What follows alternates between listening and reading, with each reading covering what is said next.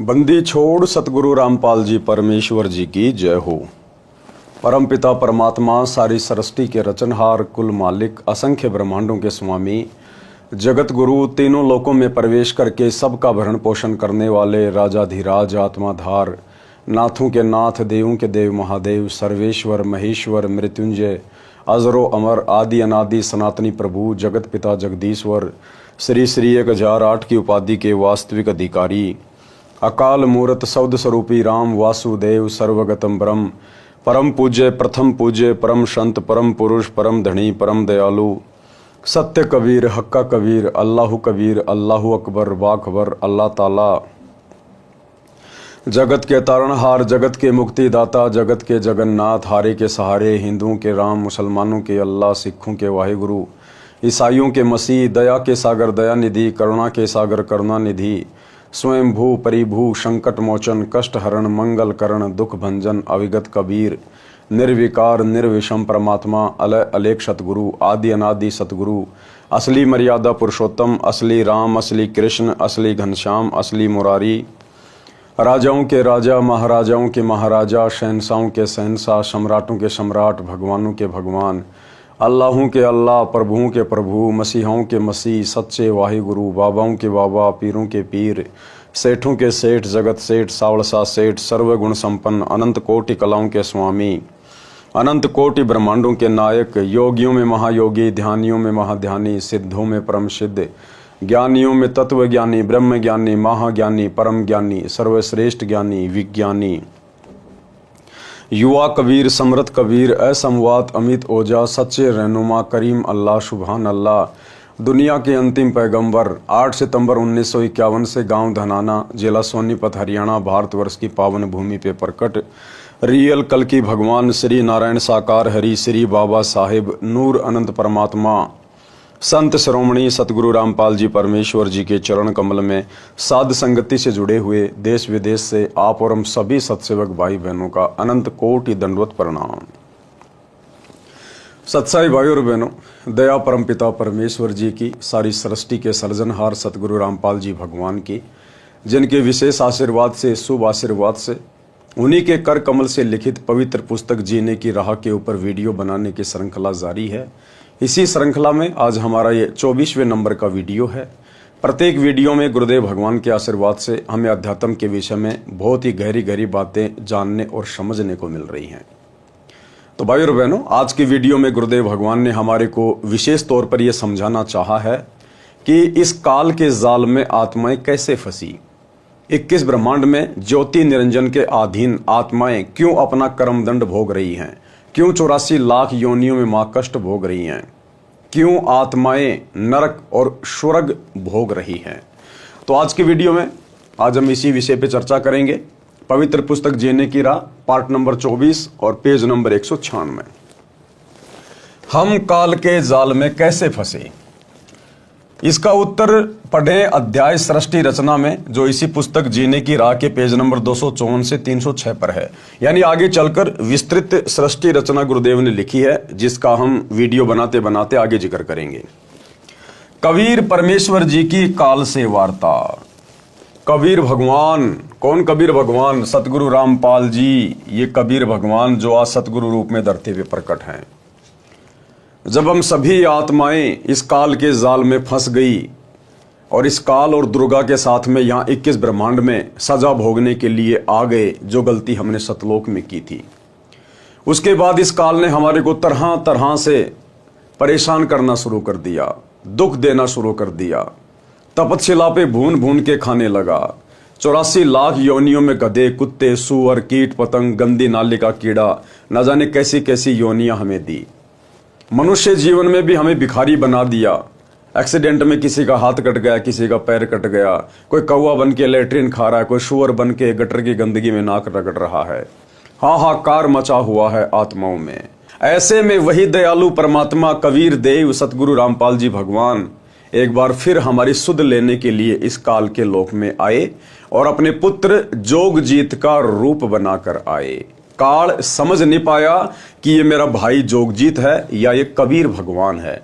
तो प्रथम बार जहां ये काल 21वें ब्रह्मांड में सबसे ऊपरी हिस्से में जहां इसने अलग से अपना एक लोक बना रखा है, जहां इसने तपतशिला को सेट किया हुआ है, जीवों को भून के खाता है, सूक्ष्म शरीर से वो गंध निकाल के खाता है, वहां पर कबीर परमात्मा अपने पुत्र जोगजीत का रूप बना के आते हैं और काल के साथ उनकी वार्ता होती है। क्या क्या वार्ता होती है, गुरुदेव भगवान विस्तृत रूप से हमें बता रहे हैं। कबीर परमेश्वर जी की काल के साथ वार्ता। अब हम काल ब्रह्म के लोक में रह रहे हैं, क्योंकि हम सतलोक से आ चुके हैं। हमने बहुत बड़ी गलती की सतलोक में, जहां हमारे गुरुदेव भगवान सतगुरु रामपाल जी परमात्मा ने, इस कबीर भगवान ने हमें सतलोक में हर प्रकार से सुखों से परिपूर्ण किया हुआ था। किसी चीज की कोई कमी नहीं थी, ना वह बुढ़ापा है, ना वहां पर मृत्यु है, ना कोई रोग है, ना कोई शोक है, ना किसी चीज का अभाव है, सुंदर शरीर है। लेकिन हमने और अधिक सुखों की चाहत में, और जो प्यार गुरुदेव ने हमें सतलोक में दिया हुआ है, जो स्वतंत्रता हमें दी हुई है, हमने उसका नाजायज फायदा उठाया और हमने काल के साथ इसके 21 ब्रह्मांडों में आने के लिए सहमति व्यक्त कर दी, जिस कारण से हम काल के साथ फिर यहां आए और हम इसी के इस ब्रह्मलोक में, काल लोक में रह रहे हैं। अब हम काल ब्रह्म के लोक में रह रहे हैं। आत्मा के ऊपर स्थूल आदि आदि शरीर चढ़ाकर काल ने जीव बना दिए हैं। इसने जीव को भ्रमित किया है। पूर्ण परमात्मा जो आत्मा का जनक है, पूर्ण परमात्मा कबीर देव जो आज सतगुरु रूप में धरती पे प्रकट हैं, जो हम आत्माओं के जनक हैं, उसको भी भुला दिया। हम सब कुछ भूल भाल के बैठे हुए थे। क्या सतलोक है, क्या मोक्ष है, आत्म ज्ञान क्या है, परमात्म ज्ञान क्या है, हम काल के जाल में क्यों फंसे। हमारे अंदर इस प्रकार के कोई सवाल भी नहीं उठ रहे थे, हमारी कल्पना में भी नहीं थे। काल ने सब कुछ भुला दिया था। परमेश्वर ने आके फिर से वो हमारी यादें ताजा की हैं और स्वयं को परमात्मा सिद्ध किए हैं। ये काल, ये ब्रह्म, इसने स्वयं को ही परमात्मा सिद्ध कर दिया। यह परमात्मा के अंश जीव आत्मा को परेशान करता है ताकि परमात्मा दुखी हो। यही मन रूप में प्रत्येक आत्मा के साथ रहता है, गलती करवाता है, दंड जीव आत्मा भोगती है। जैसे शराब आदि आदि नशे की लत लगवाना, बलात्कार, रेप करवाना और अन्य पाप करवाना, ये मन की प्रेरणा से काल करवाता है। कौन करवाता है? काल ही सब कुछ हमसे कुकर्म करवा रहा है। जब आप जी लेखक संत रामपाल जी भगवान से दीक्षा लोगे तब ये सीधा चलेगा, क्योंकि जीव आत्मा के साथ परमात्मा की शक्ति रहने लगती है। जैसे ही हम गुरुदेव भगवान से उपदेश लेंगे, दीक्षा लेंगे, इनका आशीर्वाद मिलेगा, इनके द्वारा दिए गए सत भक्ति मंत्रों का जाप शुरू करेंगे तो हमारे साथ फिर परमात्मा की शक्ति हो जाएगी। परमात्मा यानी स्वयं सतगुरु का आशीर्वाद। उसके बाद काल के ऊपर अंकुश लग जाएगा। फिर ये मन धीरे धीरे बकवाद करना कम कर देगा। तब ये सीधा चलेगा, क्योंकि जीव आत्मा के साथ परमात्मा की शक्ति रहने लगती है। आत्मा को तत्व ज्ञान से विवेक हो जाता है। परमात्मा की शक्ति के कारण आत्मा दृढ़ हो जाती है। काल ब्रह्म केवल कबीर परमात्मा से डरता है। ये काल केवल किससे डरता है? कबीर परमात्मा से। केवल सतगुरु रामपाल जी भगवान से डरता है। ना ब्रह्मा से डरता, ना विष्णु से, ना शंकर जी से, ना दुर्गा जी से, क्योंकि ये तीनों देवता तो काल के ही पुत्र हैं और दुर्गा काल की पत्नी है। ये काल यदि डरता है तो केवल अपने बाप से डरता है। इस कबीर भगवान सतगुरु रामपाल जी से डरता है। इसलिए जिस दिन हम सतगुरु रामपाल जी से उपदेश ले लेते हैं और उनके द्वारा बताई गई मर्यादा में रहकर अपनी भक्ति करना शुरू कर देते हैं, फिर ये मन सीधा होकर चलने लगता है। काल ब्रह्म केवल कबीर परमात्मा से डरता है। संत गरीबदास जी ने कहा है, काल डरे करतार से, जय जय जय जगदीश, और जोरा जोड़ी झाड़ता पग रज डारे शीस। ये काल 21 ब्रह्मांड का स्वामी केवल ये कबीर भगवान से डरता है। और जोरा जोड़ी झाड़ता, जोरा यानी ये मौत हमारे कबीर भगवान सतगुरु रामपाल जी के जूते साफ करती है। और पग रज डारे शीस, और ये काल भगवान हमारे गुरुदेव भगवान के, इस कबीर भगवान के, इनके चरणों की धूल अपने सिर पे डालता है। ये इतने समर्थ परमेश्वर हैं, परमात्मा है। गरीब काल जो पीसे पीसना, जोरा है पणिहार। ये काल 21 ब्रह्मांड का स्वामी, ब्रह्मा विष्णु महेश का पिता, कहते हैं ये कबीर भगवान के वहां पर आटा पीसता है, यानी उनके मजदूर के समान है। और जोरा यानी मौत, ये कबीर भगवान का पानी भरती है। ये दोनों असल मजदूर हैं सतगुरु कबीर के दरबार, सतगुरु कबीर के दरबार। क्योंकि सतगुरु तो एक ही होता है भाई पूरी सृष्टि में, सच्चा ज्ञान देने वाला। तो वो कबीर सतगुरु आज सतगुरु रामपाल जी के रूप में धरती पे प्रकट हैं।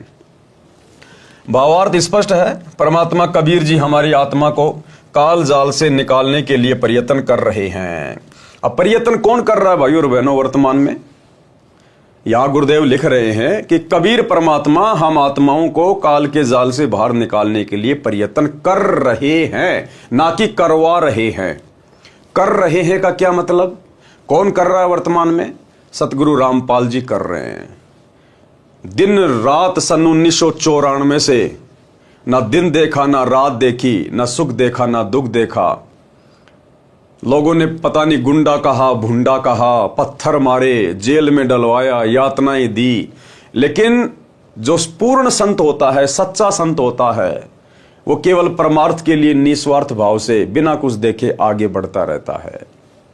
तो दिन रात प्रयत्न कौन कर रहा है? कौन है वो कबीर भगवान जो हम आत्माओं को काल के जाल से बाहर निकालने के लिए दिन रात प्रयत्न कर रहा है? सतगुरु रामपाल जी। सन 1994 से लाखों की संख्या में सत्संग, अपनी आत्माओं के लिए गांव गांव गए, नगर नगर गए, अन्य स्टेट में गए, दुनिया से संघर्ष किया, धर्म गुरुओं से संघर्ष किया, प्रशासन से संघर्ष किया।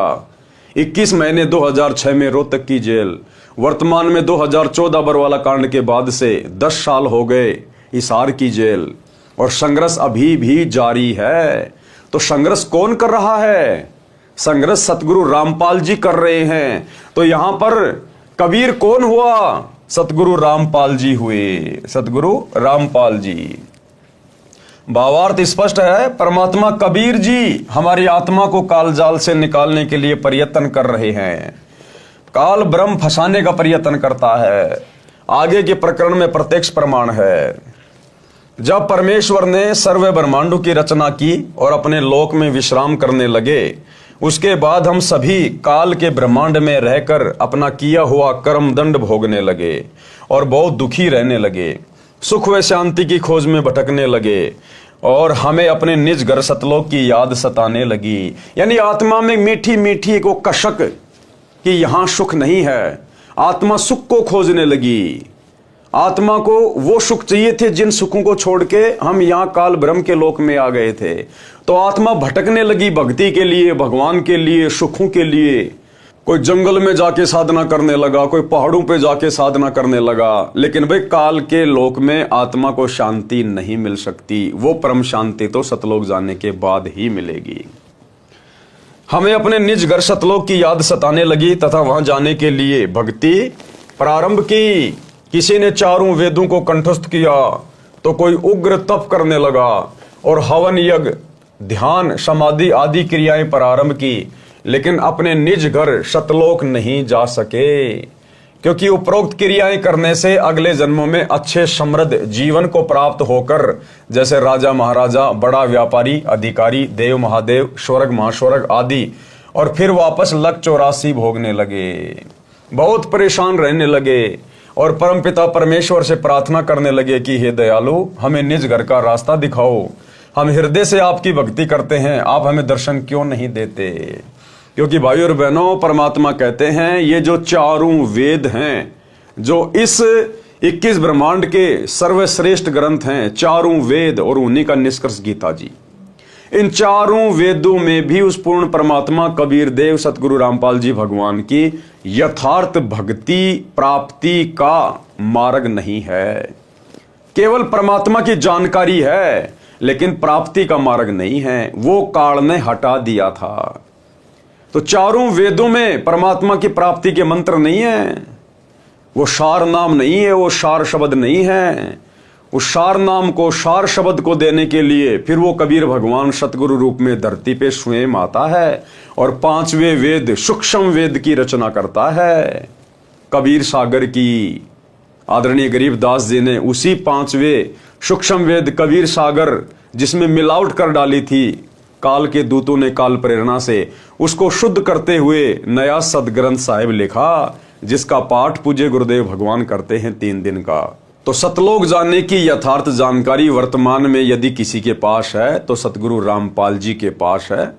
उन्होंने केवल कबीर सागर को और आदरणीय गरीबदास जी के ग्रंथ साहिब को केवल लोक दिखावे में एक आधार बनाया है, ताकि हम आत्माएं विश्वास कर सकें।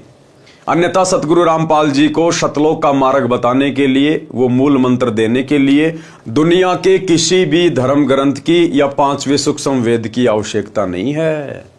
ये परमात्मा चाहे तो 1 सेकंड में यहां से आत्मा को अपने लोक लेकर जा सकता है। लेकिन ये भगवान भी जब यहां आता है तो इस काल लोक की जो मर्यादाएं उन्होंने बनाई है, उन्हीं मर्यादाओं के अंतर्गत रह के एक आम संत की भूमिका करते हुए ये अपना ज्ञान प्रचार करते हैं, और इनके ज्ञान को सुनकर समझकर ही हमने इनकी पहचान करनी होती है। तो आत्मा फिर भटकने लगी, हमें निज घर का रास्ता दिखाओ, हम हृदय से आपकी भक्ति करते हैं, आप हमें दर्शन क्यों नहीं देते। ये वृतांत कबीर साहिब ने धर्मदास जी को बताते हुए कहा कि धर्मदास, इन जीवों की पुकार सुनकर मैं अपने सतलोक से जोगजीत का रूप बनाकर काल लोक में आया। कबीर भगवान स्वयं अपने पुत्र जोगजीत का रूप बनाकर प्रथम बार यहां पर आए, हम आत्माओं को ज्ञान समझाने के लिए। सतलोक से किसी आत्मा को नहीं भेजा, अपने किसी पुत्र को नहीं भेजा, अपना कोई अवतार बना के नहीं भेजा, अपना कोई दास नहीं भेजा। ये कबीर भगवान स्वयं ही यहां पर सतगुरु की भूमिका करता है, स्वयं ही, ये स्वयं ही अवतार है, ये स्वयं ही सतलोक से अवतरित होता है। क्योंकि सतगुरु रूप में अन्य धरती पर कोई भूमिका ये कर ही नहीं सकता सच्चा ज्ञान बताने की। तो क्या कह रहे हैं गुरुदेव, जीवों की पुकार सुनकर मैं अपने सतलोक से जोगजीत का रूप बनाकर काल लोक में आया।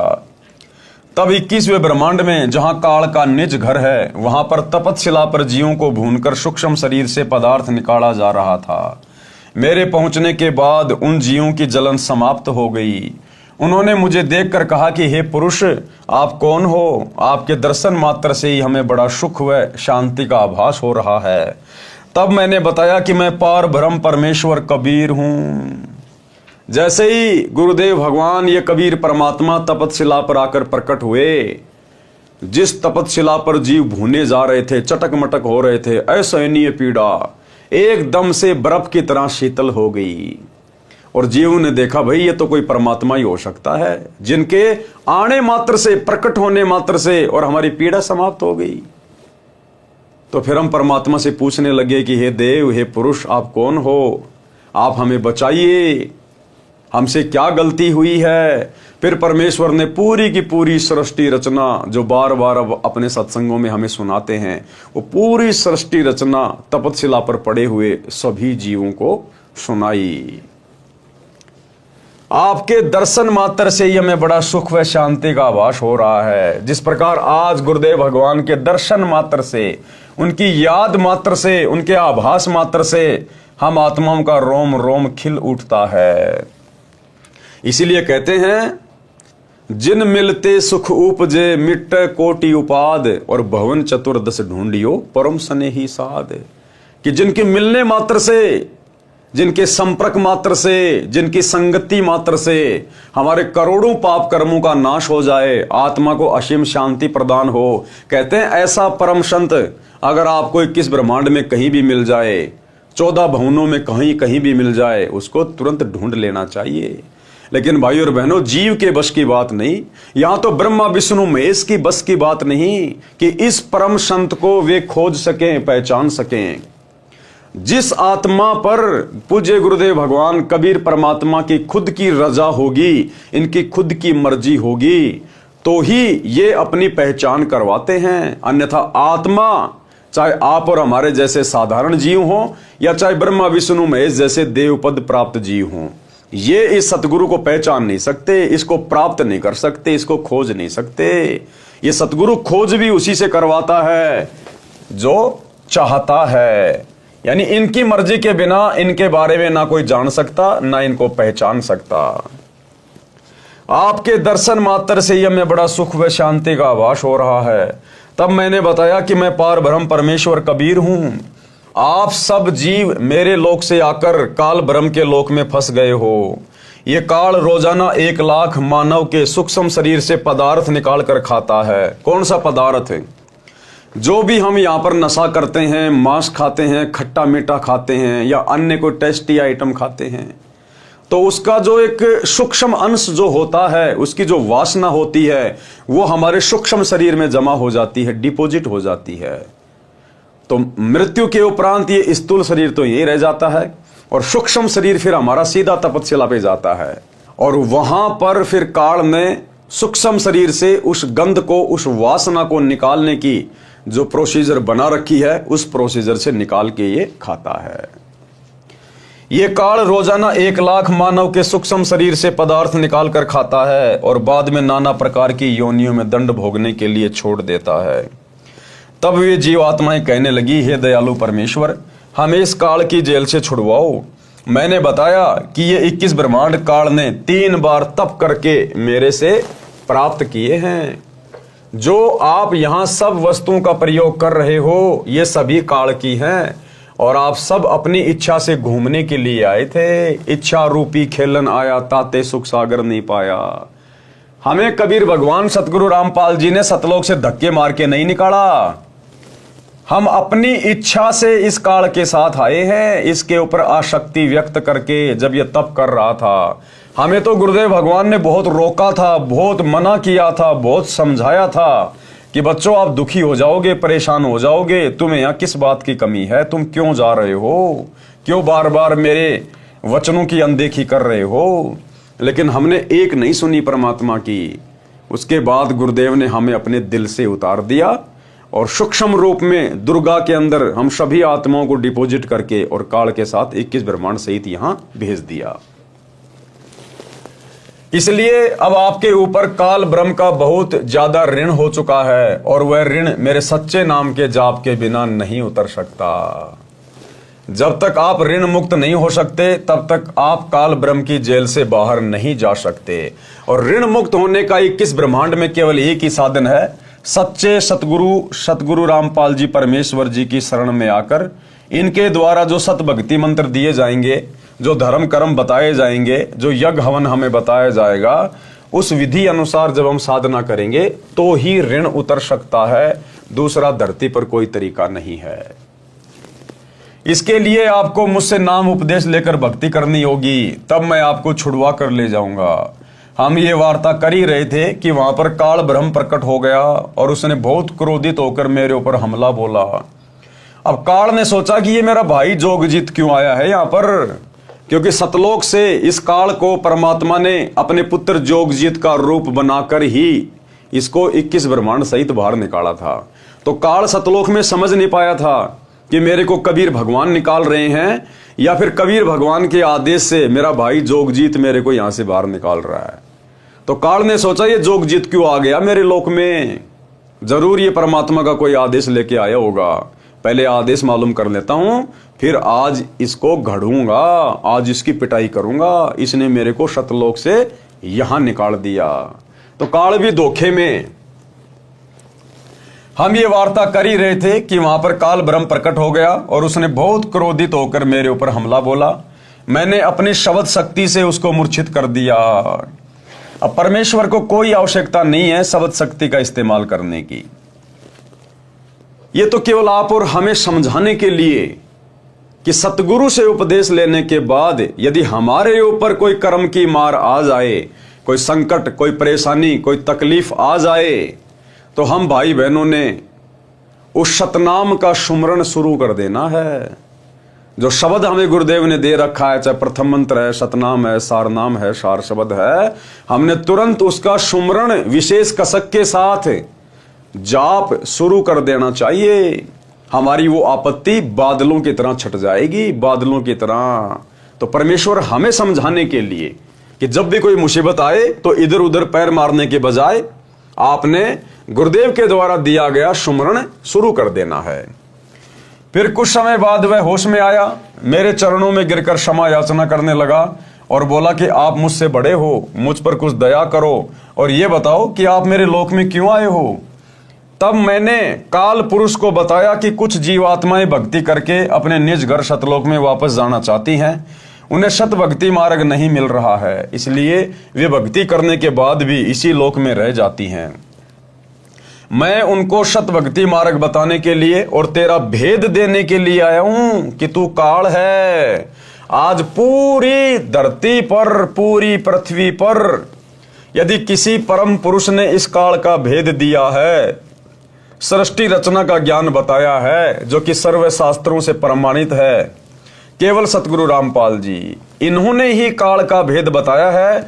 आज तक सतयुग से लेकर वर्तमान समय तक ना किसी आचार्य ने, ना किसी शंकराचार्य ने, ना किसी महामंडलेश्वर और मठाधीश ने। ABCD भी पता नहीं थी काल की। ब्रह्मा विष्णु महेश के विषय में, उनकी उम्र के विषय में, उनके जन्म मरण के विषय में भी यहाँ के आचार्य शंकराचार्य ABCD भी नहीं जानते। ABCD आज भी, जबकि सतगुरु रामपाल जी ने सन 1994 से प्रत्येक धर्म के धर्मशास्त्रों से ही प्रमाणित कर दिया, पूरी सृष्टि रचना का ज्ञान खुल के बता दिया, शीशे की तरह क्लियर कर दिया। तो कौन है सतगुरु रामपाल जी जिन्होंने काल का पूरा भेद खोल दिया? स्वयं कबीर भगवान। मैं उनको सत भक्ति मार्ग बताने के लिए और तेरा भेद देने के लिए आया हूं कि तू काल है। 1 लाख जीवों का आहार करता है और 1.25 लाख जीवों को उत्पन्न करता है। सतगुरु रामपाल जी के अलावा किसी ने भी ये भेद नहीं खोला, किसी ने भी। तथा भगवान बनकर बैठा है। मैं इनको बताऊंगा कि तुम जिसकी भक्ति करते हो वह भगवान नहीं, काल है। इतना सुनते ही काल बोला कि यदि सब जीव वापस चले गए तो मेरे भोजन का क्या होगा? मैं भूखा मर जाऊंगा। आपसे मेरी प्रार्थना है कि 3 युगों में जीव कम संख्या में लेकर जाना और सबको मेरा भेद मत देना कि मैं काल हूं, सबको खाता हूं। जब कलयुग आए तो चाहे जितने जीवों को ले जाना, ये वचन काल ने मुझसे प्राप्त कर लिए। कबीर साहिब ने धर्मदास को आगे बताते हुए कहा कि सतयुग, त्रेता युग, द्वापर युग में भी मैं आया था। धर्मदास जी को क्या कहा कबीर भगवान ने कि धर्मदास, सतयुग में भी मैं खुद ही आया था, त्रेता युग में भी मैं खुद ही आया था और द्वापर में भी खुद ही आया था। ये परमात्मा सतलोक से किसी को भेजता नहीं है। ये परमात्मा स्वयं ही सतगुरु का रूप धारण करके हम आत्माओं को काल के जाल से निकालने के लिए प्रकट होता है। इसलिए सतगुरु स्वयं परमात्मा होता है, भगवान होता है। इसलिए हमने अपने गुरुदेव के अलावा किसी और में परमात्मा नहीं देखना चाहिए। आगे बताते हुए कहा कि सतयुग, त्रेता युग, द्वापर युग में भी मैं आया था और बहुत जीवों को सतलोक लेकर गया, लेकिन इसका भेद नहीं बताया। अब बताओ भाई और बहनों, बिना काल का भेद बताए आत्माएं सतलोक कैसे चली जाएंगी? क्या कह रहे हैं गुरुदेव कि मैं बहुत सारी आत्माओं को सतलोक लेके गया 3 युगों में, लेकिन काल का भेद किसी को नहीं बताया। तो फिर आज काल का भेद बताने की क्या जरूरत पड़ गई? आज भी तो लेके जा सकते हैं बिना काल का भेद बताए, यदि पहले ले गए तो भाई और बहनों, आज से पहले केवल परमात्मा आत्माओं को भक्ति करवाकर मिनी सतलोक में बैठा देते हैं, जो कि काल के 21 ब्रह्मांड में परमात्मा ने अपना राजदूत भवन बना रखा है। तो आत्माओं को परमात्मा मिनी सतलोक में ले जाकर बैठा देते हैं और जब ये कलयुग की पिछली पीढ़ी का समय आता है, इस समय परमात्मा उन आत्माओं को डायरेक्ट जन्म देते हैं और वो आत्माएं तुरंत भक्ति पे लग जाती हैं और अपनी भक्ति को पूरा करके सतलोक जाने की तैयारी करती हैं। अन्यथा काल का भेद बताए बिना हमारे अंदर डर कैसे बनेगा? ये 21 ब्रह्मांड छोड़ने की हमारी इच्छा कैसे बनेगी अगर हमें काल का भेद ही नहीं पता चलेगा? तो आज तक किसी को काल का भेद ही तो नहीं पता था। भेद पता नहीं था तो हमारे अंदर वो भय उत्पन्न नहीं हुआ, डर उत्पन्न नहीं हुआ कि गधे भी बन जाएंगे, कुत्ते भी बन जाएंगे, 84 में जाएंगे, नरक में जाएंगे, काल हमें तपस्या पे भी खाएगा भून भून के। इसीलिए तो हमारे अंदर वो भय उत्पन्न नहीं हुआ और भय बिना भक्ति नहीं हो सकती। तो आज से पहले परमेश्वर ने आत्माओं को ज्ञान देकर केवल मिनी सतलोक में बैठाया और अब इस समय परमेश्वर अपनी उन आत्माओं को मनुष्य जन्म दे रहे हैं ताकि उनकी भक्ति सफल हो और वो सतलोक जा सकें।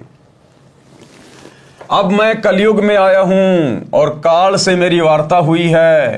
काल ब्रह्म ने मुझसे कहा कि अब आप चाहे जितना जोर लगा लेना, आपकी बात कोई नहीं सुनेगा। प्रथम तो मैंने जीव को भक्ति के लायक ही नहीं छोड़ा है।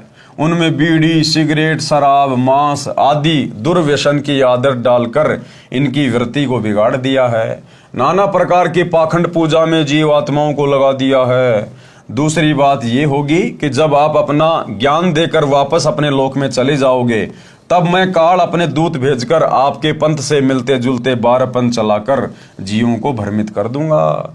महिमा सतलोक की बताएंगे, जैसे राधा स्वामी पंथ वाले, धन सतगुरु वाले, जय गुरुदेव वाले, ये सब महिमा तो गाते हैं सतलोक की, सत्य पुरुष की, लेकिन मार्ग किसी के पास नहीं है, मूल मंत्र किसी के पास नहीं है। तो ये सारे के सारे जो पंथ हैं और इन पंथों के जो संचालक हैं, ये काल के द्वारा हम जीवात्माओं को भ्रमित करने के लिए भेजे गए उसके दूत हैं। महिमा सतलोक की बताएंगे, आपका ज्ञान कथेंगे, लेकिन नाम जाप मेरा करेंगे। लेकिन जाप किसका करेंगे? काल का। महिमा तो बताएंगे सतलोक की, कबीर भगवान की, मोक्ष पाएंगे, और मंत्र देंगे केवल काल तक का, जिसके परिणाम स्वरूप मेरा ही भोजन बनेंगे। ये बात सुनकर कबीर साहब ने कहा कि आप अपनी कोशिश करना, मैं सतमार्ग बताकर ही वापस जाऊंगा, और जो मेरा ज्ञान सुन लेगा वह तेरे बहकावे में कभी नहीं आएगा। सतगुरु कबीर साहब ने कहा कि हे निरंजन, सतगुरु कबीर साहिब, क्योंकि कबीर परमात्मा सतगुरु रूप में ही प्रकट होते हैं, क्योंकि ये भगवान ज्ञान देने के लिए तो आता है। जो ज्ञान देता है उसको कहते हैं गुरु, और जो सच्चा ज्ञान दे सतलोक का उसको कहते हैं सतगुरु। तो ये परमात्मा सतगुरु बनकर ही धरती पर अवतरित होते हैं, प्रकट होते हैं। सतगुरु कबीर साहिब ने कहा कि हे निरंजन, यदि मैं चाहूं तो तेरे सारे खेल को क्षण भर में समाप्त कर सकता हूं, परंतु ऐसा करने से मेरा वचन भंग होता है, क्योंकि काल को 21 ब्रह्मांड और यहाँ की सारी व्यवस्था इसी कबीर भगवान सतगुरु रामपाल जी ने ही सेट करके दी हुई है।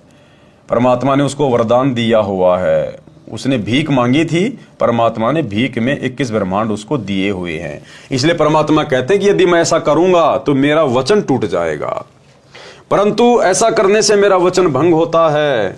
यह सोचकर मैं अपने प्यारे हंसों को यथार्थ ज्ञान देकर शब्द का बल प्रदान करके सतलोक ले जाऊंगा। और कहा कि कहो कबीर सुनो धर्मराया, हम शंखों हंसा पद परसाया, जिन लीना हमरा परवाना, सो हंसा हम किए अमाना। कि भाई धर्मराय, हे काल, मैंने शंखों हंसों को, आत्माओं को सतलोक में ले जाकर बैठा दिया है। जिसने मेरा परवाना ले लिया, मेरा नाम ले लिया, उपदेश ले लिया, जब मैं सतगुरु रूप में धरती पे प्रकट होता हूं, और जिसने आजीवन मर्यादा निभाई, उसको फिर मैं अमान कर देता हूं, सदा सदा के लिए सुखी कर देता हूं सतलोक में।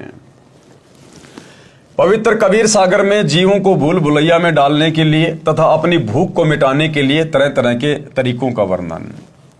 काल ने क्या कहा कि जब कलयुग आएगा उस समय मैं इन जीव आत्माओं की वृत्ति को इतना गंदा कर दूंगा, हर प्रकार से बीड़ी, सिगरेट, गुटखा, अफीम, गांजा, सुल्फा, मांस खाना, चोरी, जारी, ठगी, रिश्वतखोरी, मिलावट, जुआ, पर स्त्री को तकना, व्यभिचार करना, बलात्कार करना, इन आत्माओं को इतना गंदा कर दूंगा, इनकी आत्माओं को इतना मैला कर दूंगा, ये भक्ति के योग्य रहेंगे नहीं। जिस समय तुम या तुम्हारा कोई दास इस पृथ्वी पर जाएगा, क्योंकि काल को यकीन नहीं होता, काल को यकीन नहीं होता कि वो कबीर भगवान तो यहां आ नहीं सकता 21 ब्रह्मांड में। काल को विश्वास नहीं है कि वो भगवान यहां आ जाएगा, ऐसे गंदे लोक में वो सतलोक का राजा भी आ जाएगा। लेकिन वो नादान, उसको क्या पता कि तेरे सामने तेरा बाप ही तो खड़ा है, लेकिन रूप तेरे भाई का बना रखा है। तो बीच बीच में काल डगमग हो जाता था और वो कहता था कि या तो आप आओगे या फिर आपका कोई दोष आएगा, उस समय तक मैं इन आत्माओं को इतना गंदा कर दूंगा, या कोई भक्ति के लायक रहेगा नहीं, तेरी बात कोई सुनेगा नहीं, कोई मानेगा नहीं।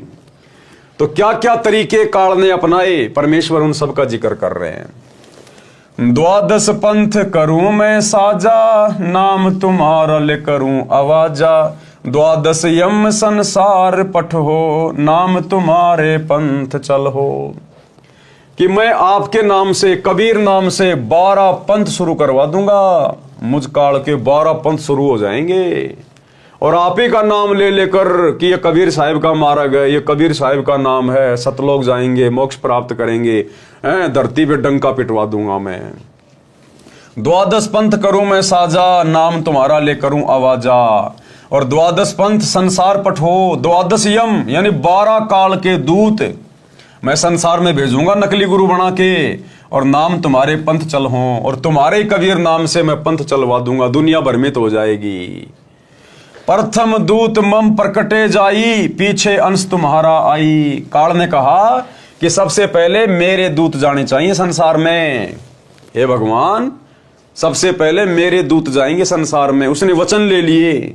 तो सतगुरु ने कहा कि भैया ठीक है, तू पहले अपने दूत भेज देना, क्योंकि भाई और बहनों, ये काल भी केवल एक जीव है उस परमात्मा के आगे, केवल एक जीव। और काल ने केवल वही वरदान मांगे, वही वचन मांगे अपने मन में शाना होके कि मैंने तो ठग लिया अपने भाई को। काल ने केवल वही मांगा जो परमात्मा चाहते थे, क्योंकि समर्थ की शक्ति के आगे सब फैल हैं। नामा और रैदास रसीला, कोई न जाने अवगत की लीला। तो काल ने केवल उतना ही सब कुछ मांगा जितना परमात्मा उससे मंगवाना चाहते थे। और वो सोच रहा था कि मैंने शाना बन के पता नहीं परमात्मा को ठग लिया, मैंने तो बहुत कुछ मांग लिया। तो बोला प्रथम दूत मम प्रगटे जाई, पीछे अंश तुम्हारा आई। कि हे भगवान, सबसे पहले मेरे दूत जाएंगे और 12 पंथ चलाएंगे आपके नाम से, हैं, और आत्माओं को भ्रमित कर देंगे। तो मालिक ने भी यही करना था, परमात्मा यही चाहते थे कि सबसे पहले काल के दूत जाए नीचे। भाई, जब तक नीचे आकर कोई अज्ञान नहीं फैलाएगा तो फिर ज्ञान देकर समझाया किसको जाएगा। तो मालिक यही चाहते थे कि पहले काल के दूत जाएं और हर प्रकार से ये अपना पूरा प्रयास कर लें, और उसके बाद मैं जाऊंगा और आत्माओं को फिर उन्हीं धर्मशास्त्रों से खोल खोल के दिखाऊंगा जिन धर्मशास्त्रों को काल के दूत सत्य बताएंगे कि वेद बिल्कुल सत्य हैं, गीता बिल्कुल सत्य है, कबीर सागर बिल्कुल सत्य है। वो अपना पूरा ज्ञान दे चुके होंगे, अपना विधान बता चुके होंगे। फिर परमात्मा आएगा सतगुरु रूप में और फिर उन्हीं धर्मशास्त्रों से अपने बच्चों को पहले शिक्षित करेगा, सबको पढ़ाई पढ़वाएगा, सबको अक्षर ज्ञान युक्त करवाएगा, और फिर उन्हीं धर्मशास्त्रों को खोल खोल के दिखाएगा। प्रोजेक्टर पे, टीवी पे, मोबाइल चलवा दिए जाएंगे, और वो आत्माएं फिर निर्णय कर लेंगी कि वास्तव में सही संत क्या है और गलत संत क्या है, सच्चा ज्ञान क्या है और गलत ज्ञान क्या है। तो परमात्मा यही चाहते थे और वही काल ने मांगा। परमात्मा की सोच से बाहर काल एक शब्द भी नहीं बोल सकता था। प्रथम दूत मम प्रकटे जाई, पीछे अंश तुम्हारा आई। यही विधि जीवन को भरमाऊं, पुरुष नाम जीवन समझाऊं। 12 पंथ नाम जो ले है, सो हमरे मुखान समोह है। क्या कहा काल ने कि उन 12 पंथों में जो मेरे द्वारा तुम्हारा नाम लेकर चलाए जाएंगे, उन 12 पंथों में जो जो उपदेश लेंगे वो सब मेरे ही मुंह में आएंगे, वो सब काल का ही भोजन बनेंगे, क्योंकि मुक्ति का मार्ग वो होगा नहीं। कहा तुम्हारा जीव नहीं माने, हमारी और होए बात बखाने। और जब तुम जाओगे ना, उस समय सब लोग मेरा पक्ष लेंगे कि नहीं नहीं, ब्रह्म ही परमात्मा है, वो निराकार परमात्मा है, उससे ऊपर कोई शक्ति नहीं है, और तुम्हारे साथ में वाद विवाद करेंगे। मैं दृढ़ फंदा रची बनाई, जामे जीव रहे और जाई। कि उस समय में ऐसा भयंकर दृढ़ फंदा बना दूंगा, यानी इस ज्ञान को इतना अज्ञान में तब्दील कर दूंगा कि जब तुम जाकर सच्चाई बताओगे तुम्हारी बात पे कोई विश्वास भी नहीं करेगा। देवल देव पाषाण पुजाई, तीर्थ वर्थ जप तप मन लाई। देवल यानी मंदिर पूजा में लगा दूंगा दुनिया को, मस्जिदें बनवा दूंगा, चर्च बनवा दूंगा, गुरुद्वारे बनवा दूंगा, देवी देवताओं की पूजा पे लगा दूंगा, पत्थरों की पूजा पे लगा दूंगा, तीर्थों पे धक्के खाएंगे, ये व्रत करने शुरू कर देंगे, झूठे जप तप करेंगे, हरे हरे राधे राधे श्याम मिला दे, राम राम सीताराम ओम नमः शिवाय, ये फालतू के ये जप तप में इनको लगा दूंगा मैं। यज्ञ होम अरु नेम अचारा, और अनेक फंद में डारा। जो ज्ञानी जाओ संसारा, जीव न माने कहा तुम्हारा। हे ज्ञानी, आप जाना फिर संसार में, आप दे लेना कितना है ज्ञान, कितना है जोर लगा लेना, फिर तुम्हारी बातें कोई नहीं मानेगा। काल कह रहा है परमात्मा से। सतगुरु वचन। अब सतगुरुदेव ने क्या कहा, गुरुदेव भगवान ने क्या कहा, ज्ञानी कहे सुनो अन्यायी, काटो फंद जीव ले जाई। कि भैया मैं तेरे फंदे को अपने तत्व ज्ञान रूपी शस्त्र से काट कर आत्माओं को सतलोक लेकर जाऊंगा। जेतिक फंद तुम रचे विकारी, सत्य शब्द ते सबे बिडोरी। तू जितने भी फंद लगाएगा ना, जितना भी अज्ञान फैलाएगा ना, झूठ पाखंड फैलाएगा ना, मेरा जो सत्य शब्द होगा, उस सत्य शब्द के प्रभाव से मैं जीव आत्माओं को सतलोक लेकर जाऊंगा। क्योंकि मालिक को पता था कि काल अपने दूतों के माध्यम से ज्ञान का अज्ञान करवाएगा, शास्त्र विरुद्ध साधना करवाएगा, और उस साधना के करने से लाभ किसी को होगा नहीं। थोड़े बहुत दिनों बाद सबकी बैटरी डिस्चार्ज हो जाएगी, उन्हीं मंत्रों का जाप कर रहे होंगे, उन्हीं गुरुओं की शरण में पड़े होंगे, और दुख ज्यों के त्यों। और जब वे आत्मा आएंगी मेरी शरण में, उस समय फिर मैं अपना सत शब्द दूंगा, प्रथम मंत्र दूंगा, सतनाम दूंगा, स्वार नाम दूंगा, और नाम लेते ही कुछ ही दिनों में उन आत्माओं के ढेरों सुख होने लग जाएंगे। तो उन सुखों से वो आत्माएं ऑटोमेटिक उन काल के दूतों को छोड़ छोड़ के इधर दौड़ दौड़ के आ जाएंगी। तो परमात्मा ने कहा कि तुम जितना मर्जी अज्ञान फैला देना, तुम जितना मर्जी फंदा लगा देना, मैं नीचे जाकर अपना सतज्ञान दूंगा, और वो सत भक्ति मंत्र दूंगा जिनके थोड़े से जाप करने से ही आत्मा को सुख होने शुरू हो जाएंगे और दौड़ दौड़ के हमारी शरण में आने लगेंगे। जैतिक फंद तुम रचे बिचारी, सत्य शब्द ते सबे बिडारी। जौन जीव हम शब्द दृढ़ावे, फंद तुम्हारा शकल मुकावे। चौका कर परवाना पाई, पुरुष नाम तिह देऊ चिनाई। ताके निकट काल नहीं आवे, संधि देख तहां सिर न आवे। उपरोक्त विवरण से सिद्ध होता है कि जो अनेक पंथ चले हुए हैं, जिनके पास कबीर साहिब द्वारा बताया हुआ सत भक्ति मार्ग नहीं है, ये राधा स्वामी पंथ, धन धन सतगुरु पंथ, डेरा व्यास वाला पंथ, जय गुरुदेव, निरंकारी, ये जितने भी पंथ हैं, इस संसार में जितने भी पंथ हैं, चाहे कबीर पंथ हो, चाहे दुनिया भर के और साधु संत महात्मा, एकमात्र सतगुरु रामपाल जी को छोड़ के ना तो किसी का पंथ सत्य है और ना कोई संत सत्य है। केवल यही वो कबीर भगवान है जो सतगुरु रूप में आज धरती पे प्रकट हैं। इन्हीं के शरण में आने से, इन्हीं के द्वारा बताई गई मर्यादित भक्ति करने से आत्मा का जीव कल्याण संभव है। यहां भी सुख प्राप्त आत्मा कर सकती है, अन्यथा दूसरा ऑप्शन धरती पे नहीं है। ये सब काल प्रेरित हैं, अतः बुद्धिमान को चाहिए कि सोच विचार कर भक्ति मार्ग अपनाए, क्योंकि मनुष्य जन्म अनमोल है, ये बार बार नहीं मिलता। कबीर साहिब कहते हैं कि कबीर मानुष जन्म दुर्लभ है, मिले न बारंबार। तरवर से पत्ता टूट गिरे, बहुरने लगता डार। काल निरंजन द्वारा कबीर जी से 3 युगों में कम जीव ले जाने का वचन लेना। विस्तृत व संपूर्ण वर्णन। प्रश्न, कबीर जी के नाम से चले 12 पंथों के वास्तविक मुखिया कौन हैं और 13वां पंथ कौन चलाएगा? अब देखो, प्रश्नोत्तरी के माध्यम से गुरुदेव भगवान हमारे विश्वास को दृढ़ करना चाहते हैं कि वर्तमान में पूर्ण संत धरती पे कौन है। तो क्या सवाल है कि कबीर जी के नाम से चले 12 पंथों के वास्तविक मुखिया कौन है और 13वां पंथ कौन चलाएगा? उत्तर दिया गुरुदेव ने, जैसा कि कबीर सागर के संशोधनकर्ता स्वामी युगलानंद बिहारी जी ने दुख व्यक्त किया है कि समय समय पर कबीर जी के ग्रंथों से छेड़छाड़ करके उनकी बुरी दशा कर रखी है। उदाहरण, परमेश्वर कबीर जी का जोगजीत के रूप में काल ब्रह्म के साथ विवाद हुआ था, वह शमशम वेद बोध पृष्ठ 117 से 122 तक तथा अनुराग सागर पृष्ठ 60 से 67 तक है। परमेश्वर कबीर जी अपने पुत्र जोगजीत के रूप में काल के प्रथम ब्रह्मांड में प्रकट हुए, जो 21वां ब्रह्मांड है, जहां पर तपतशिला बनी है। काल ब्रह्म ने जोगजीत के साथ झगड़ा किया, फिर विवश होकर चरण पकड़कर क्षमा याचना की तथा प्रतिज्ञा करवाकर कुछ सुविधा मांगी।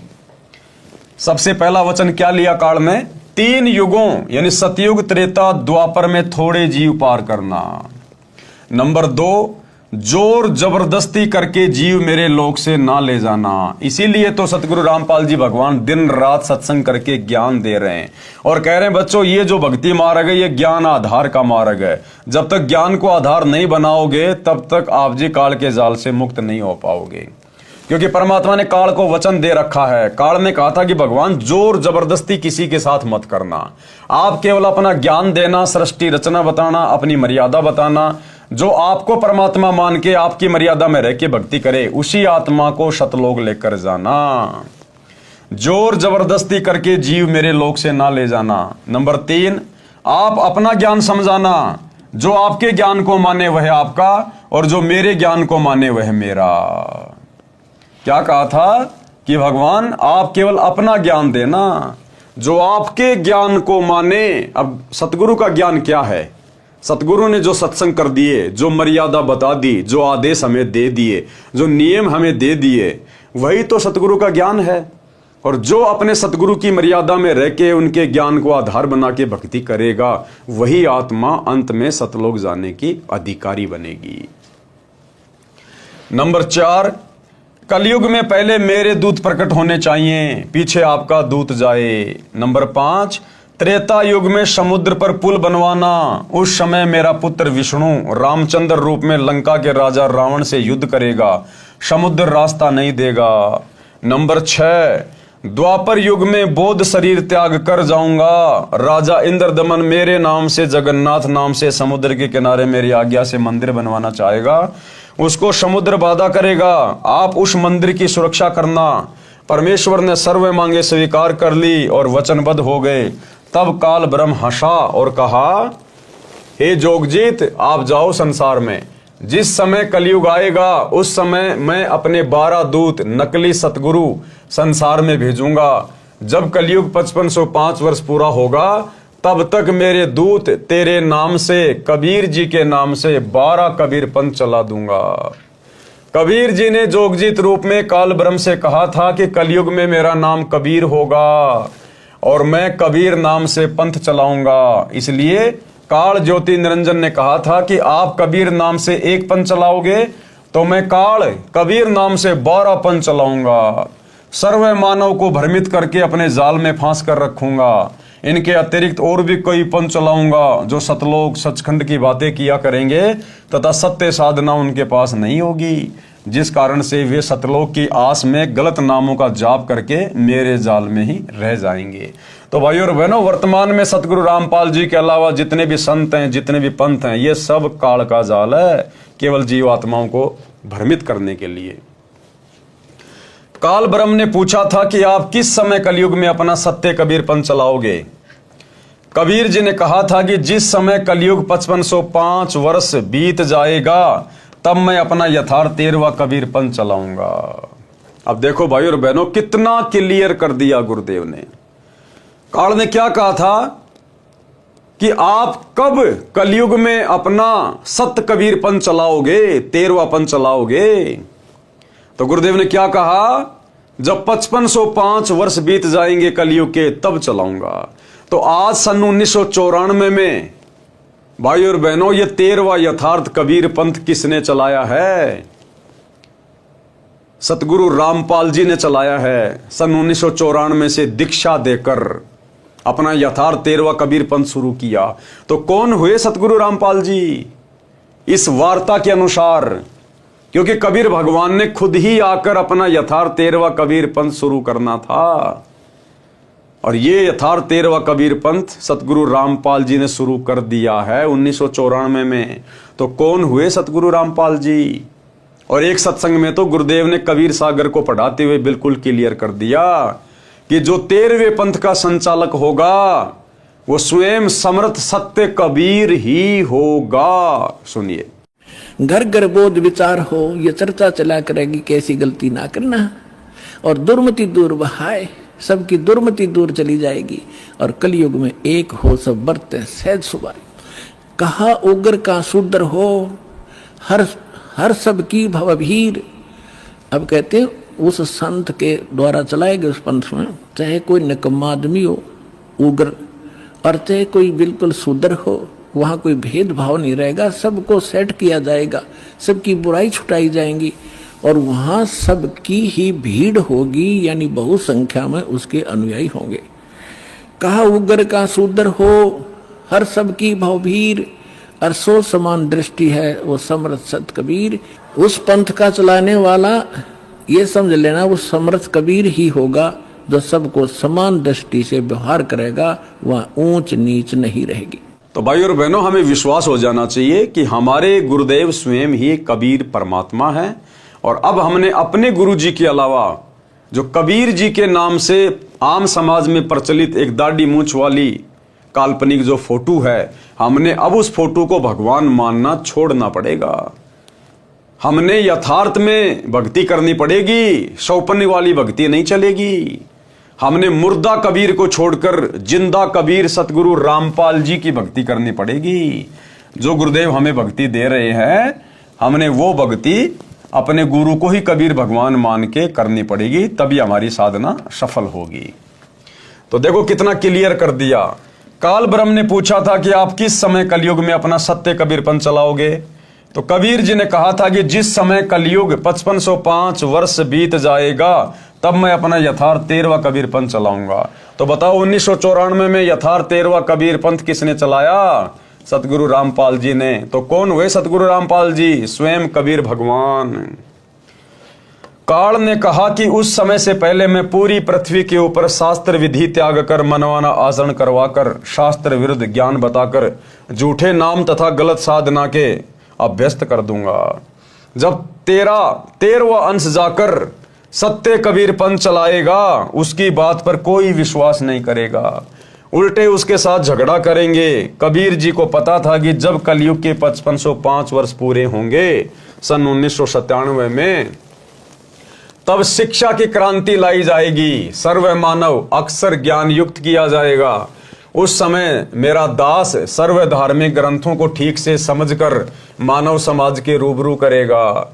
सर्व परमाणु को आंखों देखकर शिक्षित मानव सत्य से परिचित होकर तुरंत मेरे 13वें पंथ में दीक्षा लेगा और पूरा विश्व मेरे द्वारा बताई भक्ति विधि तथा तत्व ज्ञान को हृदय से स्वीकार करके भक्ति करेगा। उस समय पुनः सतयुग जैसा वातावरण होगा। आपसी राग द्वेष चोरी जारी लूट ठगी कोई नहीं करेगा, कोई धन संग्रह नहीं करेगा, भक्ति को अधिक महत्व दिया जाएगा। जैसे उस समय उस व्यक्ति को महान माना जा रहा होगा जिसके पास अधिक धन होगा। कौन से समय? जिस समय सतगुरु रामपाल जी भगवान धरती पर आकर अपना यथार्थ 13वां कबीरपंथ शुरू करेंगे, 1994 में शुरू कर चुके हैं, उस समय तक उन व्यक्तियों को महान माना जाएगा, बड़ा इज्जतदार माना जाएगा, जिनके पास बहुत ज्यादा धन होगा, बड़ी बड़ी फैक्ट्रियां होंगी, बड़ी बड़ी कोठी होगी, बड़े बड़े साधन होंगे। लेकिन जैसे ही सन 1994 में गुरुदेव भगवान आकर अपना यथार्थ 13वां कबीरपंथ शुरू करेंगे, उसके बाद धन संग्रह करने वाले, बड़ी बड़ी कोठियां बनाने वाले, बड़ी बड़ी फैक्ट्रियां बनाने वाले, उन लोगों को मूर्ख माना जाएगा, मूर्ख माना जाएगा। और जो व्यक्ति सत भक्ति करेगा और सामान्य मकान बना के रहेगा, वो व्यक्ति समाज में इज्जत और सम्मान की नजरों से देखा जाएगा। तो भाइयों और बहनों, ये युग परिवर्तन का समय जारी है।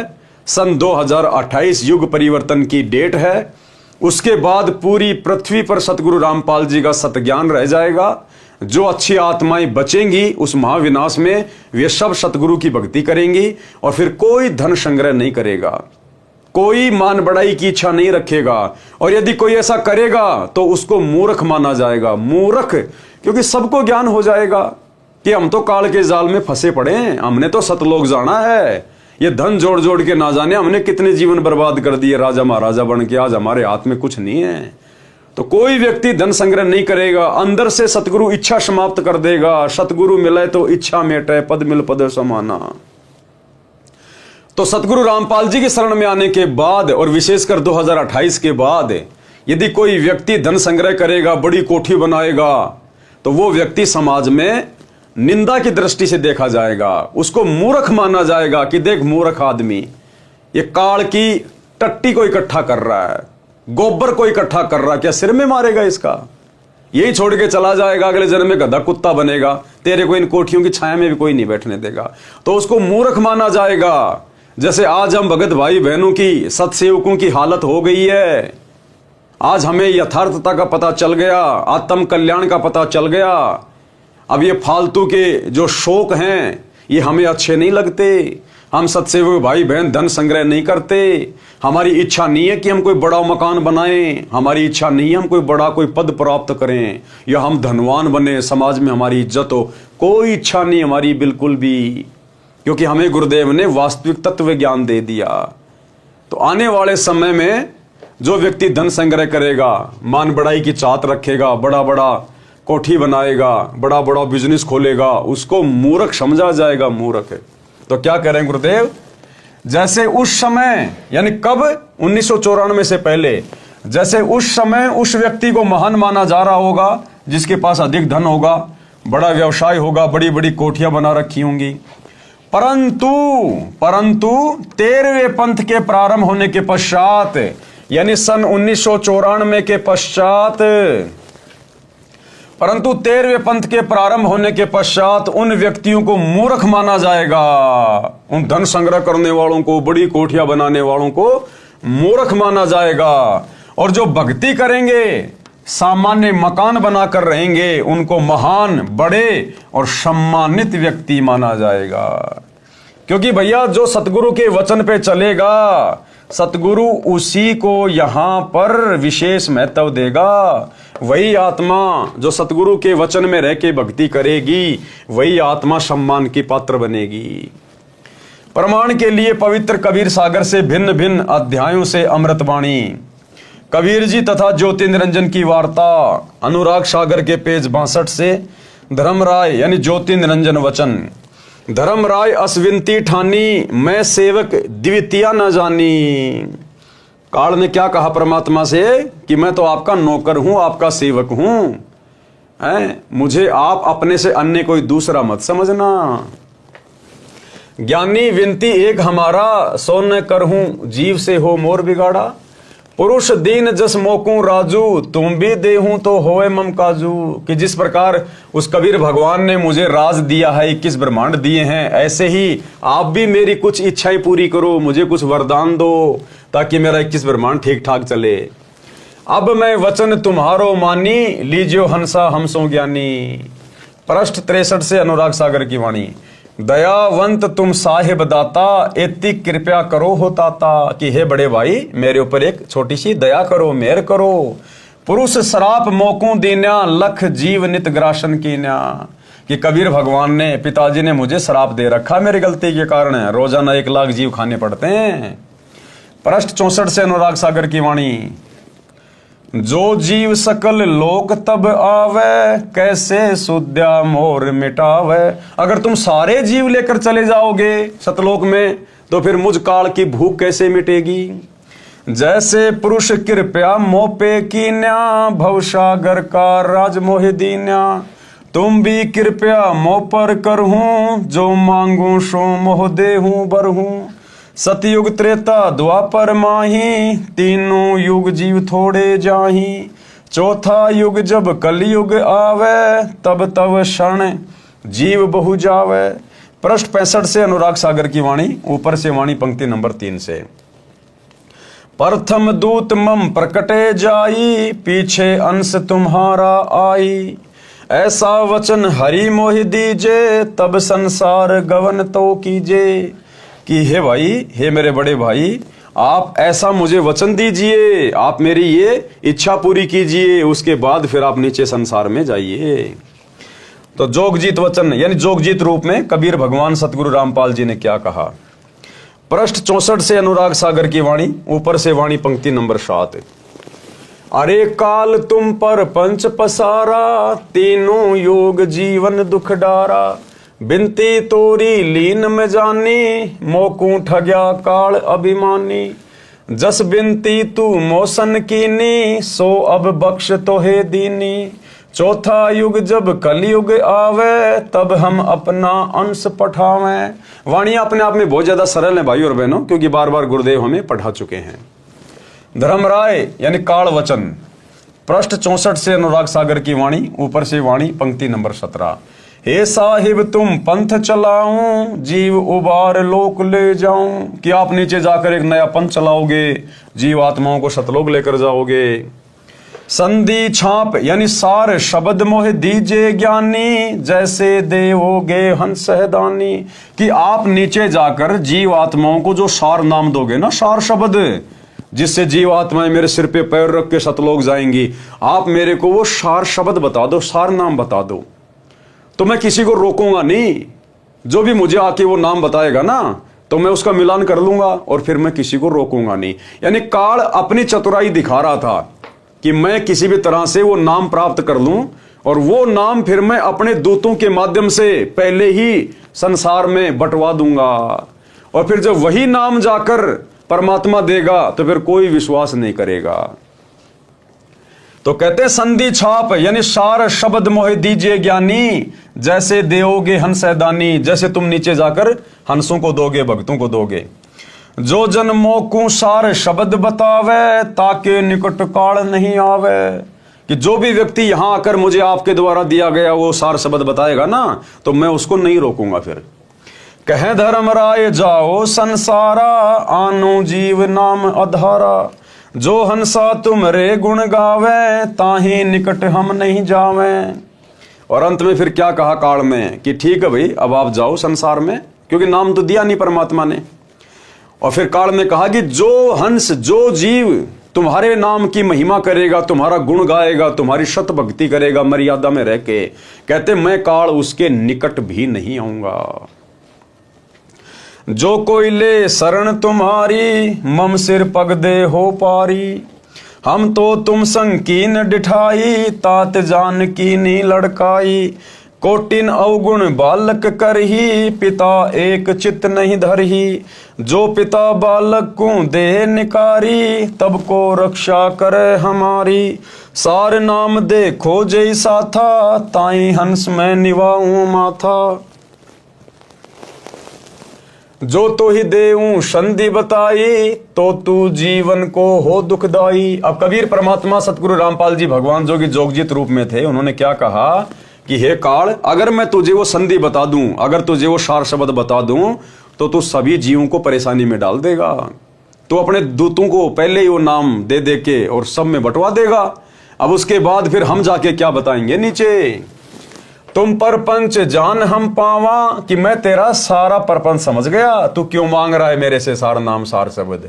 तुम परपंच जान हम पावा, काल चले नहीं तुमरा दावा। कि भैया ज्योति निरंजन तेरा दाव नहीं चलेगा। धर्मराय तो ही प्रकट भाख्या, गुप्त अंक बीरा हम राख्या।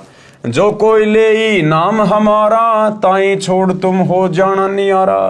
कि जो एक बार मेरा सार शब्द ले लेगा काल, तू उससे दूर हट जाना, उसके पास भी मत आना तू। जो तुम मोर हंस को रोको भाई, तो तुम काल रहन नहीं पाई। धर्मराय यानी काल निरंजन वचन। बेशक जाओ ज्ञानी संसारा, जीवन माने कहा तुम्हारा। अब काल ने देखा कि भैया मैंने जो वरदान लेने थे वो ले लिए और नाम मुझे ये दे नहीं रहा, तो अंत में फिर अपनी असलियत पे आ गया, दांत निकाल के हंसने लगा और क्या कहा, जाओ जोग जीत संसारा। कि भैया अब तुम जाओ बेशक नीचे संसार में, अब कोई तुम्हारी बात नहीं मानेगा जब वो समय आएगा। बेशक जाओ ज्ञानी संसारा, जीव न माने कहा तुम्हारा जीव न माने, हमरी और हो बाद बखाने। दृढ़ फंदा में रचा बनाई, जामे सकल जीव उर्झाई। वेद शास्त्र समृति गुण गाना, पुत्र मेरे तीन प्रधाना। कि मैं इन्हीं धर्मशास्त्रों को दिखा दिखा के, इन्हीं धर्मशास्त्रों से ज्ञान बता बता के दुनिया को भ्रमित कर दूंगा कि भाई वेदों में ऐसा लिखा है, गीता जी में ऐसा लिखा है, और मेरे तीन पुत्र ब्रह्मा विष्णु महेश, उनको मैं प्रधान बना दूंगा। तीनों बहुबाजी रची राख्या, यानी वो तीनों देवता ब्रह्मा विष्णु महेश मेरे से प्रेरित होके और अच्छे तरीके से वहां पर जीवों को षड्यंत्र में फंसा के रखेंगे। तीनों बहुबाजी रच राख्या, और हमारी महिमा ज्ञान मुख वाख्या, और केवल मेरी महिमा गाएंगे काल निरंजन तक की। देवल देव पाषाण पुजाई, तीर्थ व्रत जब तप मल्लाई। पूजा विश्व देव आराधी, ये मति जीवों को राख्या बांधी। जग होम और नेम अचारा, और अनेक फंद में डारा। ज्ञानी वचन यानी कबीर परमात्मा क्या बोले, हमने कहा सुनो अन्यायी, काटो फंद जीव ले जाई। जेते फंद तुम रचे बिचारी, सत्य शब्द ते सवै बिडारी। जो न जीव हम शब्द दरडावे, फंद तुम्हारा सकल मुक्तावे। जब ही जीव चीन ज्ञान हमारा, तज ही भ्रम सब तोर पसारा। सत्य नाम जीवन समझावे, हंस उभार लोक ले जावे। पुरुष सुमरण सार बीरा, नाम अविचल जनावे हूँ। शीस तुम्हारे पांव दे के, हंस लोक पठावे हूँ। ताके निकट काल नहीं आवे, संधि देख ताको सिर नावे। धर्मराय यानी काल वचन। पंथ एक तुम आप चलाऊं, जीवन को शतलोक ले जाऊं। द्वादश पंथ करूं मैं साजा, नाम तुम्हारा ले करूं आवाजा। द्वादश यम संसार पठाऊं, नाम कबीर ले पंथ चलाऊं। प्रथम दूत मेरे प्रकटे जाई, पीछे अंश तुम्हारा आई। यही विधि जीवन को भरमाऊं, आपन नाम पुरुष का बताऊं। द्वादश पंथ नाम जो ले ही, हमरे मुख में आन समोई। यानी कहने का मतलब भाई और बहनों, वर्तमान में ये जितना भी बखेड़ा जो हम देख रहे हैं, मंदिर का, मस्जिद का, चर्च का, गुरुद्वारों का, कबीर पंथियों का, दमदम सतगुरु का, दुनिया भर के संतों का, पंथों का, अपनी अपनी डफली, अपना अपना राग, मनमानी साधना, मनमाना आचरण, ये सारा का सारा काल का सुनियोजित षड्यंत्र है इस वर्तमान समय में हम आत्माओं की व्यक्ति को बिगाड़ने के लिए। क्योंकि ये सारे वचन, ये सारे एग्रीमेंट पहले ही हो चुके थे परमात्मा के साथ, और काल ने उसी आधार से वर्तमान में जीव आत्माओं को भ्रमित करने के लिए पूरा जाल फैलाया हुआ है। और इस जाल को अब स्वयं परमात्मा सतगुरु रूप में आके धरती पे प्रकट होके अपना तत्व ज्ञान देके और शास्त्रों को दिखा दिखा के, क्योंकि दिन रात मेहनत गुरुदेव ने इसलिए करनी पड़ रही है, सारे धर्मों के सारे शास्त्रों को दिखा दिखा के, गीता, वेद, कुरान, पुराण, बाइबल, गुरु ग्रंथ साहिब, कबीर सागर, सदग्रंथ साहिब, इन सभी को क्यों दिखाने की जरूरत पड़ रही है? क्योंकि काल ने यहां पर पहले अज्ञान फैला दिया अपने दूतों को भेज के।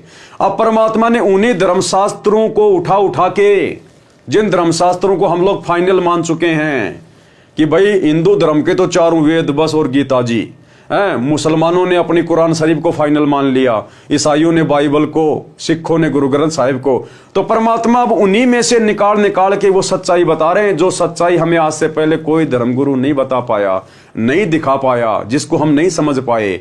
अब वही सच्चाई उन्हीं धर्म ग्रंथों से दिखा रहे परमात्मा कि नादानो तुम कहां भूले भटके बैठे हो, हमारे पूर्वज अशिक्षित थे, अक्षर ज्ञान नहीं था, जैसा धर्मगुरुओं ने बहका दिया बेचारों ने वैसा ही मान लिया। अब गुरुदेव ने हमें शिक्षित किया है, अक्षर ज्ञान युक्त किया है, हमें भाषाओं का जानकार बनाया है। अब हम अपनी आंखों से देख रहे हैं जब गुरुदेव हमें पढ़ा रहे टीवी पर, प्रोजेक्टर पर, तो अब हमारी आंखें खुल रही हैं कि आज से पहले तो ये काल का षड्यंत्र था पूरा का पूरा, हमारे को भक्ति और भगवान से दूर करने का उसका सुनियोजित षड्यंत्र था। तो अब परमेश्वर उसके उस दृढ़ फंदे को धीरे धीरे काट रहे हैं, और काट दिया परमात्मा ने 1994 से 2014 तक जो सत्संग परमात्मा ने सर्व वेद शास्त्रों से प्रमाणित करके बना दिए हैं। यूट्यूब पर जाकर आप जी सर्च कर सकते हैं, सृष्टि रचना को सुन सकते हैं। परमात्मा ने जो 9 मन सूत इन्होंने उलझा रखा था, ऋषियों ने, संतों ने, धर्म गुरुओं ने, ज्ञान का अज्ञान बना के परमात्मा ने सुलझा के रखा हुआ है। शब्दार्थ वाणी नंबर 1 से 54 का शब्दार्थ ऊपर कर दिया है। ज्ञानी यानी कबीर वचन, अध्याय समवेद बोध, पृष्ठ 121। अरे काल पर पंच पसारा, तीनों युग जीवन दुख अधारा। बिनती तोरी लीन में मानी, मोकू ठग काल अभिमानी। चौथा युग जब कलयुग आई, तब हम अपना अंश पठाई। काल फंद छूटे नर लोई, सकल सृष्टि परवानिक होई। घर घर देखो बोध विचारा, सत्य नाम सब ठोर उचारा। 5505 तब ये वचन होगा साचा। कलयुग बीत जाए तब एता, सब जीव परम पुरुष पद चेता। कि भैया जब वो मेरा ठीक का समय आएगा और जब मैं सतगुरु रूप में धरती पर जाऊंगा, प्रकट होकर ज्ञान दूंगा, उस समय तेरे सारे अज्ञान की पोल पट्टी खोल दूंगा और घर घर में केवल मेरे ही नाम की चर्चा होगी। केवल एक ही ज्ञान रहेगा पूरी पृथ्वी पर, सतगुरु रामपाल जी का, सृष्टि रचना का, शतलोक का ज्ञान। सभी आत्माएं परवानिक यानी दीक्षित होंगी, नाम उपदेश लेंगे सब, और घर घर में परमात्मा की चर्चा होगी, घर घर में भक्ति होगी, और सभी जीव उस परम पुरुष पद चेता, यानी उस अविनाशी सतलोक के जानकार हो जाएंगे। तो आज परमेश्वर ने अपने उस वचन को सत्य साबित कर दिया है। अगर देरी है तो केवल इनके द्वारा लिखी गई पुस्तकें पढ़ने की या फिर यूट्यूब पर जाकर सत्संग सुनने की। भावार्थ वाणी संख्या 55 से 61 तक। परमेश्वर कबीर जी ने कहा कि हे काल, तूने विशाल प्रपंच रच रखा है। तीनों युगों सतयुग त्रेता द्वापर में जीवों को बहुत कष्ट देगा। जैसा तू कह रहा है, तूने मेरे से प्रार्थना की थी वह मान ली, तूने मेरे साथ धोखा किया है। परंतु चौथा युग जब कलयुग आएगा तब मैं अपना अंश यानी कृपया पात्र आत्मा भेजूंगा। अब परमात्मा उसको प्रसन्न कर रहे थे कि भाई तूने तो सारे वरदान मांग लिए मेरे से और तूने तो मेरे को ठग लिया भाई। यानी वो खुश रहे और ज्यादा एफर्ट ना करे 3 युगों में कि हाँ मैंने ठग लिया, बस मैंने सारे वचन ले लिए, वरदान ले लिए, अब कोई जीव मेरे जाल से बाहर नहीं निकलेगा। तो परमात्मा ने उसको खुश करने के लिए कहा कि भाई हो तूने तो मेरे को ठग लिया, जबकि उसने मांगा वही जो परमात्मा ने चाहा। चौथा युग जब कलयुग आएगा तब मैं अपना अंश यानी कृपया पात्र आत्मा भेजूंगा। आए तो स्वयं है, लेकिन काल के साथ परमात्मा ने थोड़ा सा भेद रखा। हे काल, तेरे द्वारा बनाए सर्वफंद यानी अज्ञान आधार से गलत ज्ञान व साधना को सत्य शब्द तथा सत्य ज्ञान से समाप्त करेगा।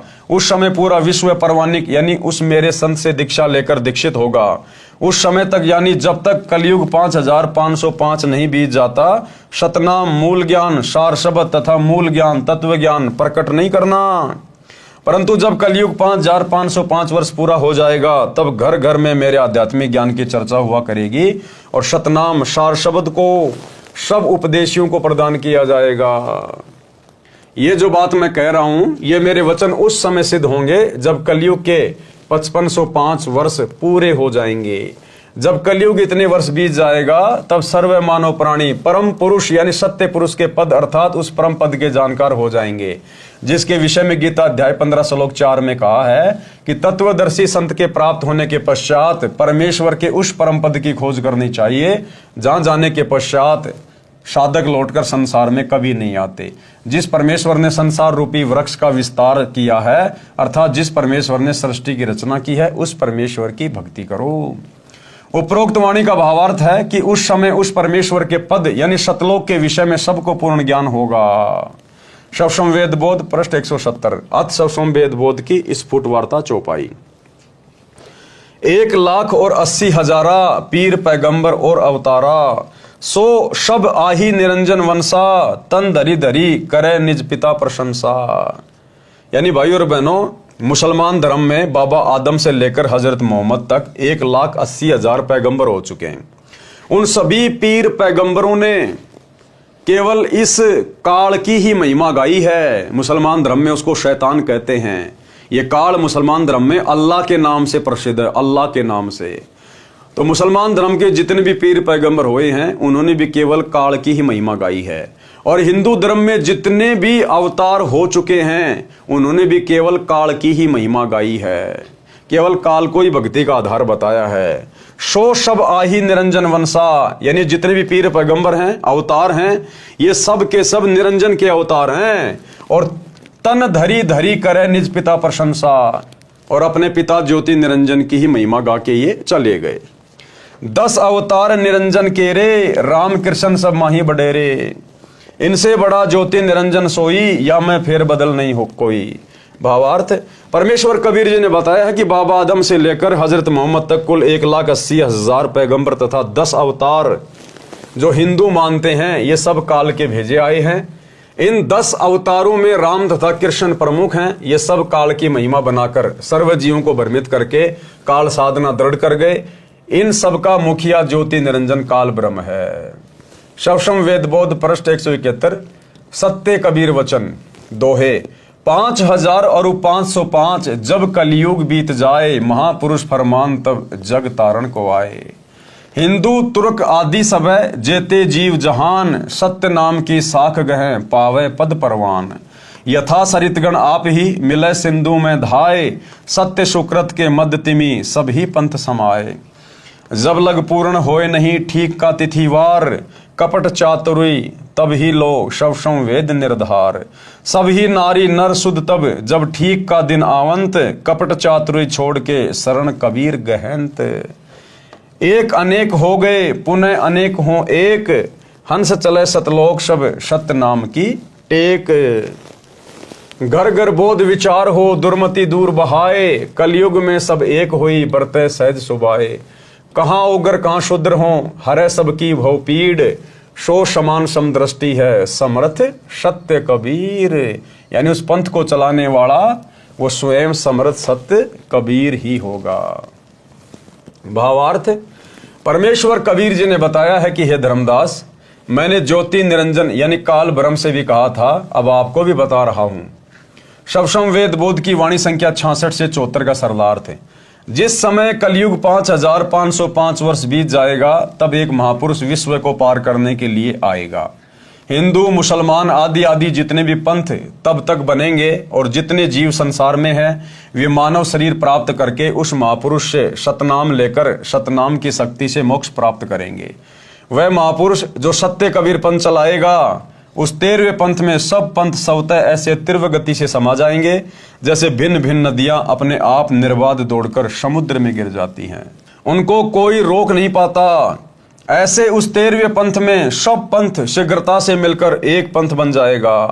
परंतु जब तक ठीक का समय नहीं आएगा, यानी कलयुग 5505 वर्ष पूरे नहीं करता, तब तक मैं जो ये ज्ञान शवसम वेद में बोल रहा हूं, आप लिख रहे हो, निराधार लगेगा। जिस समय वह निर्धारित समय आएगा, उस समय स्त्री पुरुष उच्च विचारों तथा शुद्ध आचरण के होकर कपट व्यर्थ की चतुराई त्याग कर मेरी यानी कबीर जी की शरण ग्रहण करेंगे। आज हम शरण किसकी ग्रहण कर रहे हैं? सतगुरु रामपाल जी की। तो कौन हुए सतगुरु रामपाल जी? स्वयं कबीर जी। व्यर्थ की चतुराई त्याग कर मेरी यानी कबीर जी की शरण ग्रहण करेंगे। परमात्मा से लाभ लेने के लिए एक मानव धर्म से अनेक पंथ धार्मिक समुदाय बन गए, वे सब पुनः एक हो जाएंगे। यानी जितने भी जो धर्म हैं वर्तमान में संसार में, हिंदू मुस्लिम सिख ईसाई जैनी बौद्ध यहूदी फारसी मंगोली, ये सारे धर्म सतगुरु रामपाल जी के मानव धर्म में विलीन हो जाएंगे और सभी पुरुष मानव धर्मी बन जाएंगे। मानव धर्मी सब हंस यानी निर्विकार भगत आत्माएं सत्य नाम की शक्ति से सतलोक चले जाएंगे।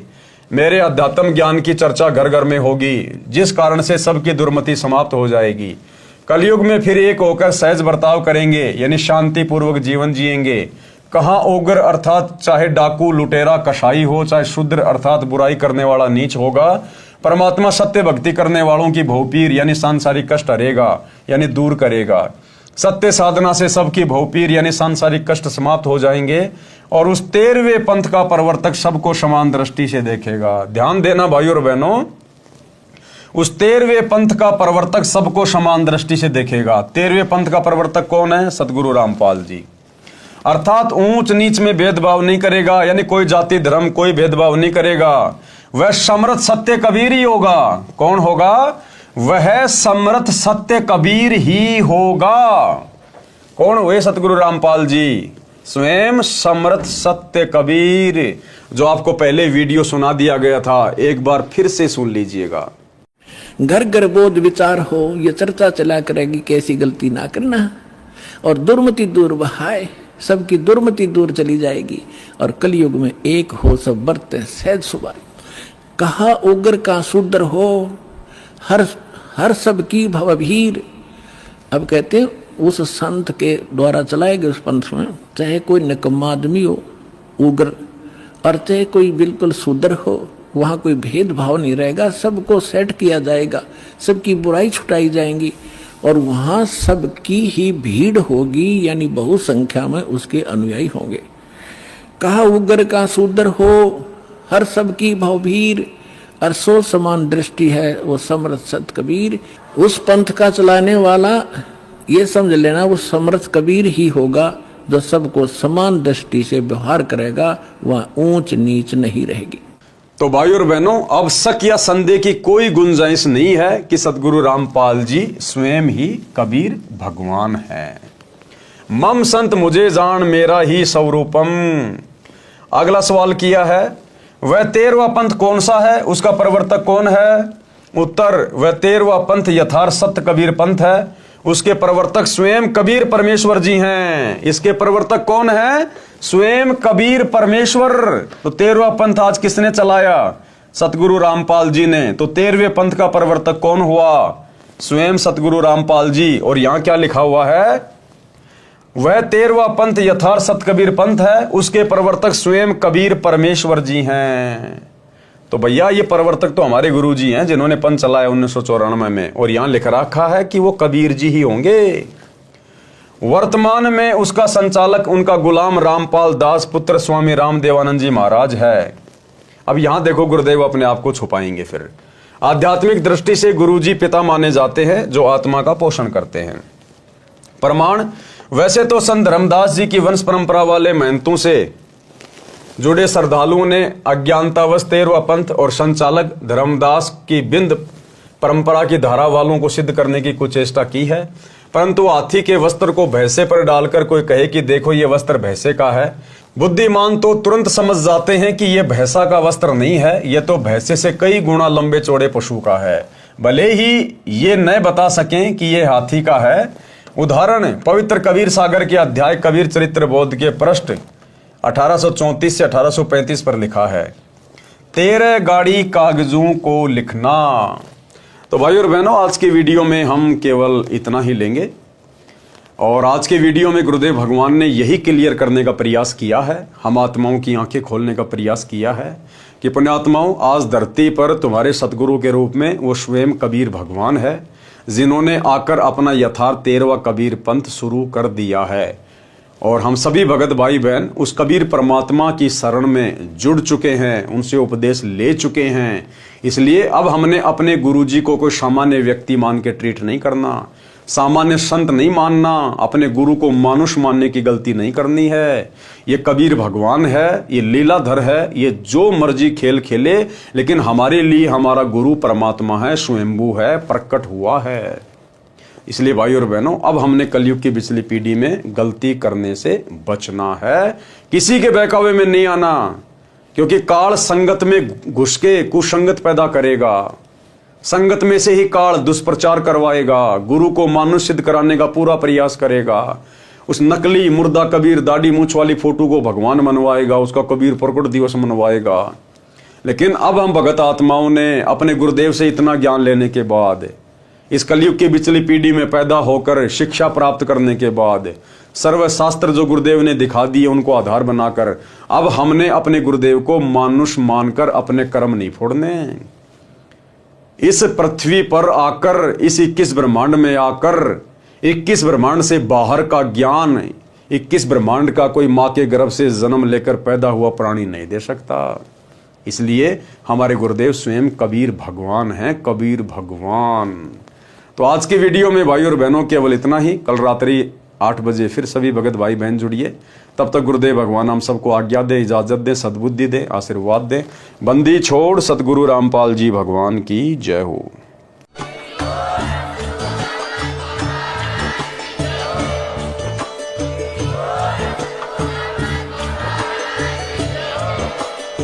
भाई जो गुरु बचन पे डट गे, कट गे फंद 84 के, कट गे फंद 84 के, कट गे फंद 84 के। भाई जो